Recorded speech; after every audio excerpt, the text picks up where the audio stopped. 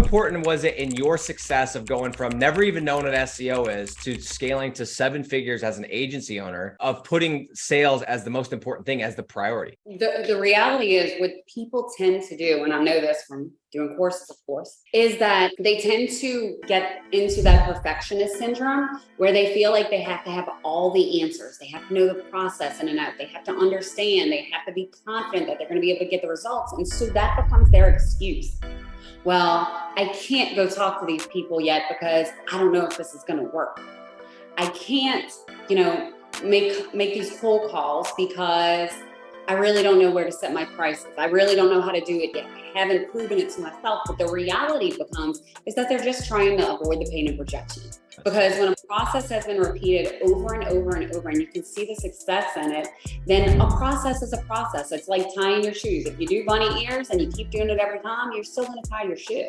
So what tends to happen is they make all these excuses for themselves, and it feels good and it looks good, and they feel like, okay, that makes sense to me.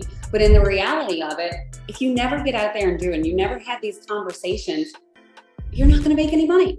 So it's actually a funny story. I don't know if I've ever told you this, but my very first client, they did dock repair and encapsulation. So basically docks, like at a yeah. Okay, there's a niche, guys. Dock repair. Everyone goes into it now. Okay, so what is dock? Yeah, tell us about it. I don't even know what that niche is. Yeah, so basically when your pilings get all pointy at the bottom, it's not because they've been there and wear and tear for a long time. It's actually because it's a wood boring worm. I know way too much about dock repair now, by the way, that gets in there and eats the pilings. And so they'll come in and they'll encapsulate these pilings and they'll pump them with cement. And what happens is it's a lot less expensive and effective long-term for owners of docks and boathouses and things like that versus replacing the pilings. Anyway, so I get in this Facebook group. I know shit from Shanola about dock repair or SEO. I just know I bought into the scheme, right? And I believe in it and I think it's gonna work. I had never built a website, nothing. And so I get in this Facebook group for local business owners, whatever. And I see people, they post their business card. Hey, if you need some help with this, we can do this. So I would reach out to each of them and be like, hey, I see you're trying to grow your business because you're obviously posting on Facebook. So you need more customers. So, hey, let me help you. I probably did about 100 of those, right? And finally somebody responds and he's like, yeah, I'm interested. I really need a website. I'm like, oh, well, I can build you a website. No problem. I'll build it for free. Just pay me the monthly maintenance fee. Oh, okay. It's like $75 a month I was going to charge. But I was super excited because I was like, oh my God, somebody answered me back. So I go meet him at a coffee shop. We sit down and I just did some normal, hey, we're having a conversation. What is it that you're trying to do? And it came out as it always does. I need to get more customers. And so this conversation that started with me never building a website, never doing this before, not even knowing what SEO was, and him coming to pay $75 a month for a little cheap and easy website. About an hour later, I walked out with a signed contract at $1,600 a month to deliver leads to him.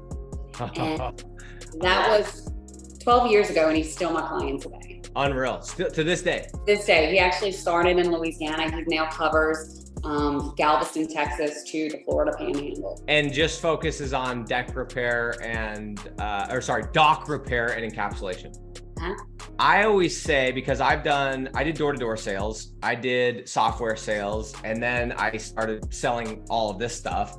And I truly believe when you first get into sales, your first deals, if you're watching this right now and you're like, man, I don't have my first deal and I've been doing this for however long, your first deal, a lot of times, you just have to ask enough people for money to get that, what I call a laydown. And people that have experience, Amy had experience in sales prior, she's gonna find that laydown quicker. I had previous experience, but if you do not, you have to ask enough people to where you find that person that was already gonna build a website anyway, was already gonna do SEO anyway, was already looking to grow anyway, and you just happen to be there. So that's number one. But number two is the only thing that grows your business in the beginning is asking people to give you money, asking people to spend money with you. But for some reason, no matter what we're doing, no matter what kind of agency we do, we want to avoid the very thing. And it's interesting that you said that, fear of rejection. And I know you said this to me when we were talking earlier. That's something that you've really studied, is like the human behavior behind why people fail when they start businesses. Is that the number one reason, is because of the fear of rejection, or is that just a part of it?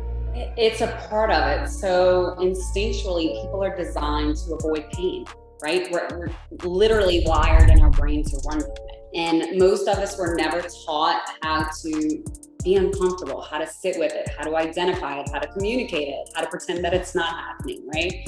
So if you combine all that with the instinctual avoidance of pain, it's easy to understand why people procrastinate so much in those things that they envision to be most painful, right? So when you're thinking about this from a business perspective, perfectionism almost is that belief that if we live perfect, we look perfect, and we act perfect, then we can minimize or avoid the pain of blame, judgment, and shame, right? So if I'm someone who's never done sales before, I'm starting this new business, it's completely overwhelming. I don't know what people are going to tell me. I don't know what my family's going to think. I'm probably already getting a little bit of backlash because people are telling me I don't know what I'm doing. I'm not cut out for this. I'm not going to be successful. So I've already got that in the back of my brain. The last thing I want to do is continue to let these people down. And that's another thing, is that you mentioned it earlier, is this shiny object syndrome. So what people tend to do, I mean, entrepreneurs are opportunists at nature, right? We look for the opportunity, but sometimes we have to ask ourselves, is this really an opportunity or is it a threat? The key is really not so much rejection, but understanding like who you are as a person. And, are you set in your ways? Are you more traditionalist? Are you more outgoing? Are you more process oriented? And understanding all that and why you're making the decisions that you're making are key to knowing what it is that you're going to need to do in order to get over it.